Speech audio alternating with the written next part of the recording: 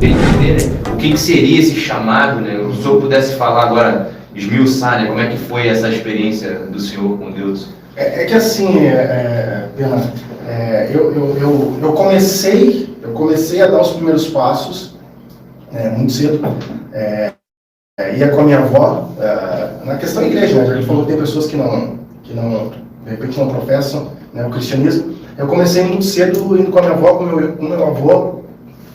Eu ia numa igreja, mas eu ia com a motivação errada. Eu ia por causa que lá no final tinha um sopão. E eu ia por causa do sopão, eu ia por causa que às vezes tinha um café da manhã lá, então eu ia por causa do sopão. Eu ia por causa, resumindo para ti, eu ia por causa da boia. Só que a gente tem que ter um entendimento que a palavra de Deus ela não volta vazia. E aí, como estava falando anteriormente para vocês, dessa minha trajetória no futebol, eu comecei no futebol 14 anos, eu saí de Santa Maria, né? Eu saí aos 14 anos, 14 para 15 anos, e me deparei com uma realidade completamente diferente da que eu vivia. Porque eu vivia em comunidade, em bairro, em vila, não sei como é que vocês usam a expressão aqui. Eu morava, fui criado ali, né, entre a Vila Oliveira e a São João Batista. E saí daquela realidade e caí numa realidade onde eles me deram no primeiro mês um sabonete e uma pasta de dente. E disseram, isso aqui é para te passar o teu mês. E eu me alegrei com aquilo ali. E aí me deram um sabonete e uma pasta de dente. Só que daí quando fechou o primeiro mês que eu estava lá, eles me deram um salário. Eu disse, ué, mas como é que é esse negócio aqui? Eu vou ganhar dinheiro, nunca tinha visto dinheiro. Liguei pra minha mãe e falei, mãe, o que eu faço com esse dinheiro? Pai, o que eu faço com esse dinheiro? E aí meus pais me orientaram ali, o futebol, as coisas elas funcionam da seguinte forma, né? Tu sai do 8 e tu vai pro 80 muito rápido. E aí joguei, comentei com vocês nos bastidores aqui sobre a questão que eu participei daquelas Copas São Paulo que tem aí. E aí, depois de 3 anos no Juventude, participei de uma Copa São Paulo e o Curitiba me levou. E aí eu cheguei lá e eu me deslumbrei um pouco mais. E eu comecei, né, cara, com uma vida... eu tinha oportunidade de sair e eu saía de segunda a segunda. E tinha tudo. Eu morava em Curitiba, jogava fui pra base do Curitiba já para ingressar em breve pro profissional. E aí cheguei lá, o que eu achava que era dinheiro em Bento, lá começou eu comecei a ter uma realidade completamente diferente lá. E aí eu comecei a me deslumbrar, e aí eu comecei a ir para as festas, comecei a ir para a noite. Estou só contextualizando aqui para vocês entenderem, né? E aí a minha mãe sempre me ligava e perguntava, meu filho, como é que tu tá? A mãe tá aqui, tá orando por ti. Eu tô bem, mãe. 100%, tô aqui, ó. A vida que eu levei a cuidando aqui. Sempre falando, fiquei 2 anos assim, cara. 2 anos e a minha mãe começou a ligar e falar, meu filho, mas a mãe percebe, a mãe tá orando, tu tá bem mesmo, às vezes a mãe fica preocupada, eu disse, mãe, tô bem aqui, o pessoal cuidando de mim, tudo, tô em casa aqui, não saio de casa, aquilo lá, meu filho tá indo na igreja, aquilo, aquele outro. Não, mãe, às vezes dá, às vezes não dá pra ir. E no final de 1 ano e pouco, quase 2 anos, eu tava numa festa, e uma mulher, ela fez uma dança lá, começou a dançar no meio da festa e ela me chamou. E eu nunca tive, cara, assim, para vocês entenderem, eu vejo como zelo de Deus sobre a minha vida, isso é a minha realidade, tá entendendo? Isso eu não faço doutrina nem ensino para ninguém, foi a minha realidade. Eu tive no meio de tudo e acabei não experimentando nada. Eu tive no meio de tudo. Eu tive festas que chamavam um ônibus para vir de São Paulo com as modelos para Curitiba e eu estava nessa festa e a minha esposa foi a minha primeira e única mulher.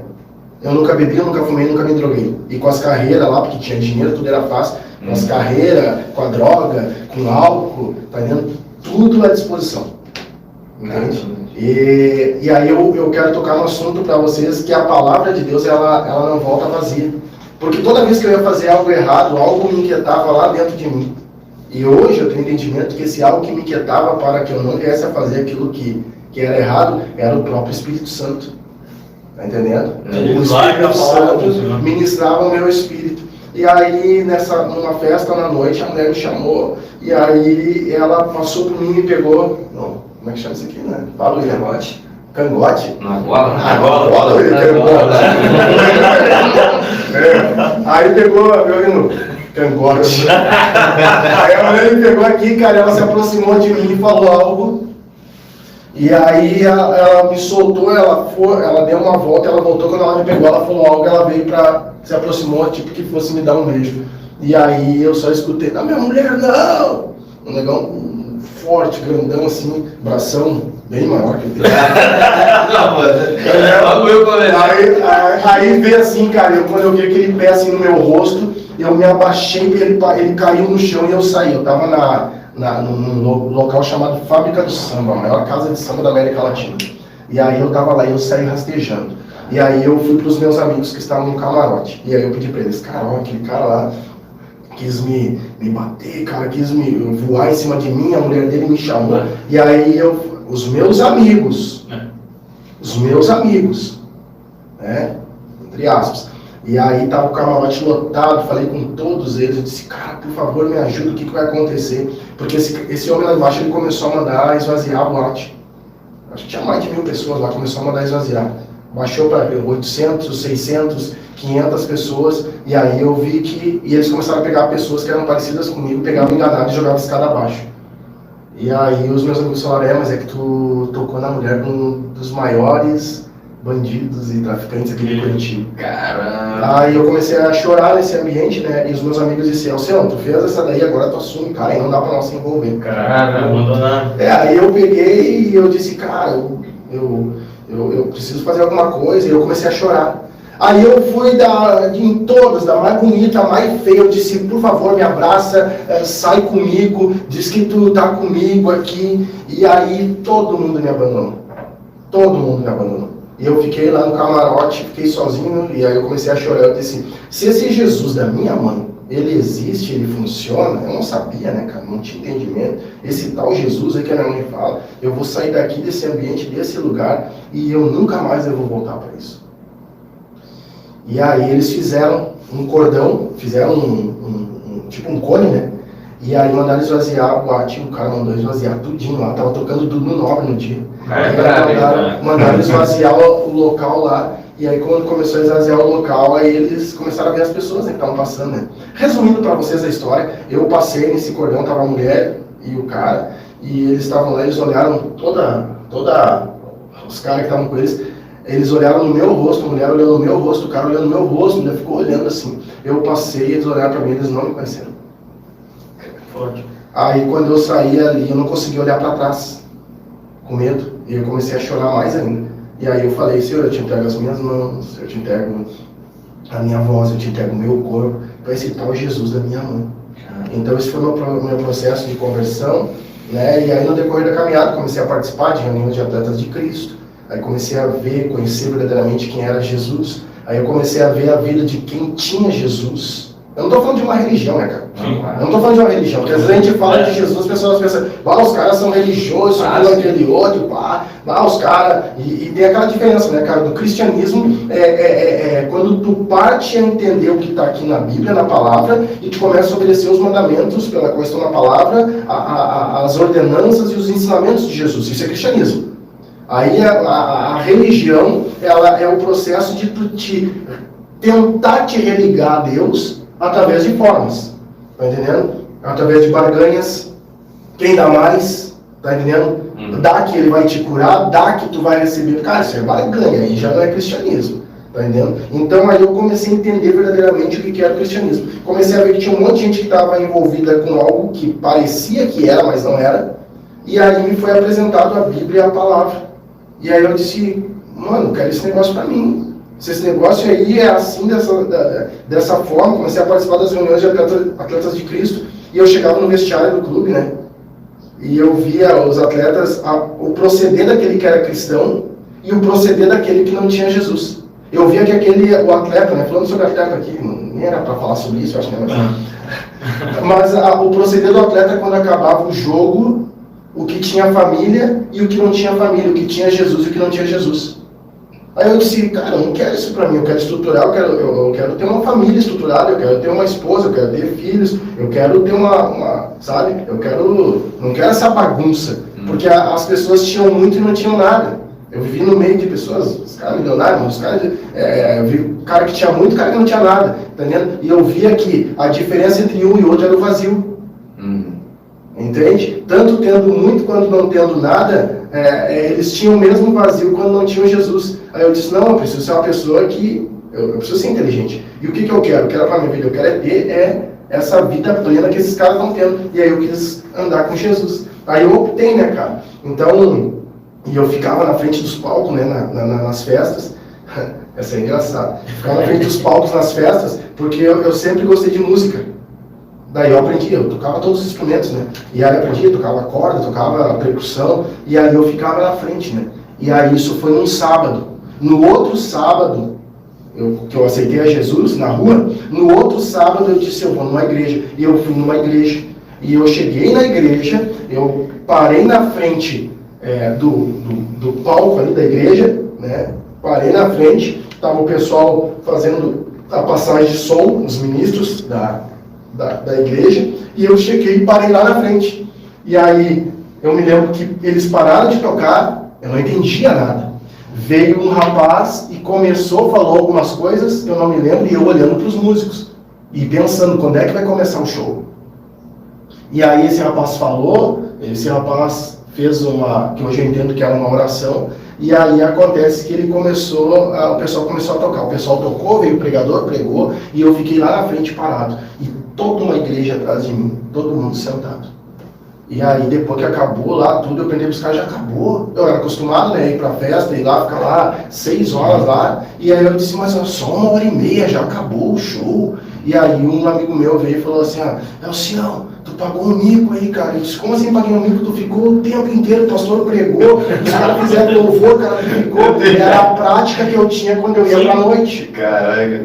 Entende? Eu paguei um mico, cara. Daí eu disse, como assim, cara? Daí no outro culto eu já fui mais comportadinho. Eu cheguei e sentei no primeiro banco, mas ainda paguei um mico, porque sentei no lugar dos pastores.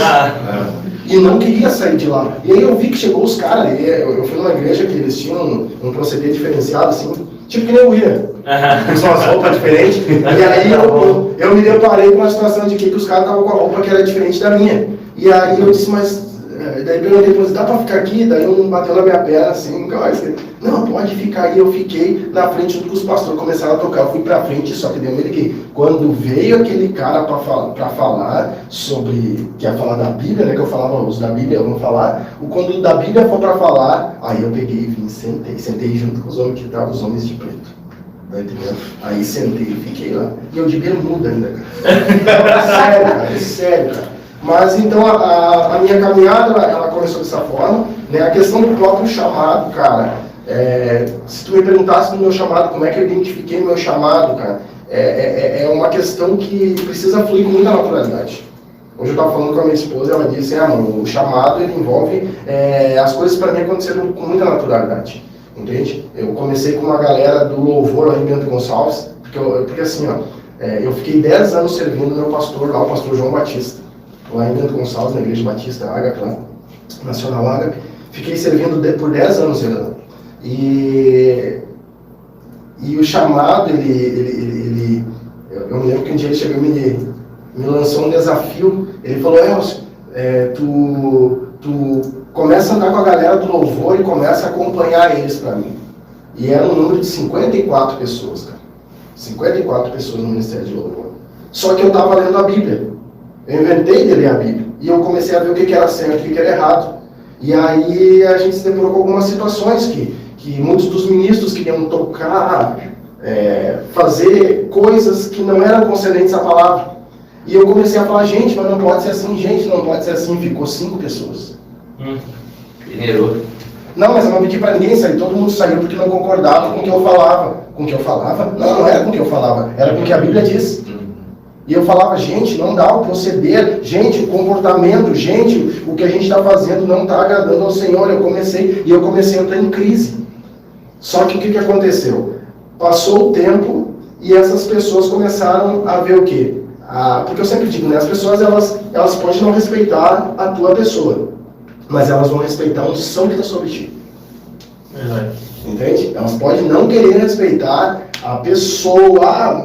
Mas o cara usa óculos. Vocês viram o cara usar óculos? O cara vem aqui para pode potes crentes, o cara vem com a camisa rosa. Vai lá. Eu tô acostumado com esse tipo de criatura. Pô, eu cheguei aqui, cara, fiquei até constrangido, porque eu cheguei aqui, o cara disse que era, eu sou do Hit. Tá entendendo? Do Rio. Do Rio. Não é nem Rio, é Rio. É Rio. Aí o Lavão tinha, eu disse, como é que é esse negócio de camisa rosa? Tá entendendo? Aí começa todo esse contexto, cara, tem coisas que tem a ver, tem coisas que não tem a ver, mas o que a gente vai respeitar, a gente vai honrar? É a unção que está sobre a vida de vocês. Porque unção, outros não são, né? Faz sentido. Da mesma forma, unção. Tem gente que pensa que tem unção, mas às vezes fala forte, grita forte, tem um vozeirão, tá entendendo? Vozeirão. Olha que eu cheguei aqui e tu viu como é que começou? Falei, vai te atender bem. Boa noite, pessoal! Não sei o que ela disse. Pô, cara, olha, tá entendendo? Que vozeirão, cara. Voz do Calbi Peixoto. Isso impressiona, cara. Pode impressionar a minha voz. Pode impressionar a forma que eu toco, mas isso não significa que eu tenho unção. E aí as pessoas começaram a sair, né, do ministério, mas para a glória de Deus, praticamente quase todos eles voltaram e ainda trouxeram outras pessoas. E aí o pastor me lançou um outro desafio. Né? Chegou um tempo, daí eu cuidava do ministério de louvor, né? Eu sempre falo, cara, a gente tem que entender, andar no centro da vontade de Deus, para entender a vontade de Deus, para poder escutar quando Deus está ministrando e quando Deus quer fazer algo através de nós. Né? E aí o meu pastor me lançou um desafio, um outro desafio. Nós estávamos com a banda, nós estávamos tocando por toda a Serra Gaúcha, isso, aquilo, aquele outro. E eu nunca mais me esqueço, tinha o Jean, o Felipe, o Jean era o guitarrista, o Felipe era o baterista, e o Vonley era o baixista. E aí todos eles investiram nos seus equipamentos. O Felipe fez até um empréstimo para comprar os pratos da bateria caríssimo. Ele comprou os pratos, aquilo, aquele outro. E aí chegamos para uma reunião e eu tive que dar uma notícia para ele. Gente, o pastor pediu para mim começar a cuidar de grupos pequenos aqui. Então, assim, nós vamos ter que cancelar a agenda, nós vamos ter que parar com estrada, nós vamos ter que parar com tudo. Ninguém me questionou em nada dessa galera da equipe. E aí eles disseram assim, beleza, se o pastor falou, vamos fazer. E aí, como a gente se submeteu e entendeu que Deus estava direcionando, todos hoje são homens de Deus, cuidam de vida, cuidam de pessoas, têm as suas famílias, estão firmes no Senhor. Mas aí eu comecei a cuidar de uma família, num bairro lá. E aí eu comecei a cuidar dessa família, e eu creio que num curto espaço de tempo, era uma família, 3, 4 pessoas, e quando fechou um ano a gente foi fazer um cálculo, a gente estava com 203 pessoas. Num período de um ano. Tá? Então a gente saiu de uma família, né? A gente foi para 203 pessoas. Aí o meu pastor um dia me chamou e disse, não tem o que fazer, tu tem o chamado, tem a vocação, tu tem... Então, as pessoas querem estarem próximas, e eu tenho muito entendimento, eu falo muito para o pessoal da nossa equipe lá, eu digo, pastor tem que ter cheiro de ovelha. Pastor popstar, para mim, eu não consigo entender. Pastor tem que ter cheiro de ovelha, tem que ter o toque, tem que ter o traquejo, tem que, sabe, tu tem que... Cara, tá bichada essa tua orelha aí, o cara vai ter que botar um remedinho, a ovelha vai dar uma balançada, mas como é que eu vou saber se eu não estou contextualizado junto com vocês? Como é que eu vou saber? Como é que eu vou entender isso daí? Como é que eu vou compreender? Eu não entendo isso. E eu sempre gostei de andar no meio do povo. Sei, gente, sei que tem pastor que é da área administrativa, isso, aquilo, aquele outro, mas o pastor que cuida de pessoas, ele tem que estar no meio. Lida com vidas. Lida com vidas, e eu falo muito sobre a questão de ter vida na vida, de compartilhar a vida de Deus. Entende? Então a gente começou com esse trabalho, daí deu um ano, e aí a igreja lá, ela deu e aí mas onde é que veio todo esse povo? Tá entendendo? E aí foram pessoas, os grupos começaram a crescer, e aí a questão do chamado, né, que foi a tua pergunta, daí a gente começou a ver que as coisas começaram a fluir, e a gente começou a identificar qual era o nosso chamado na real, né? Verdadeiramente. Né?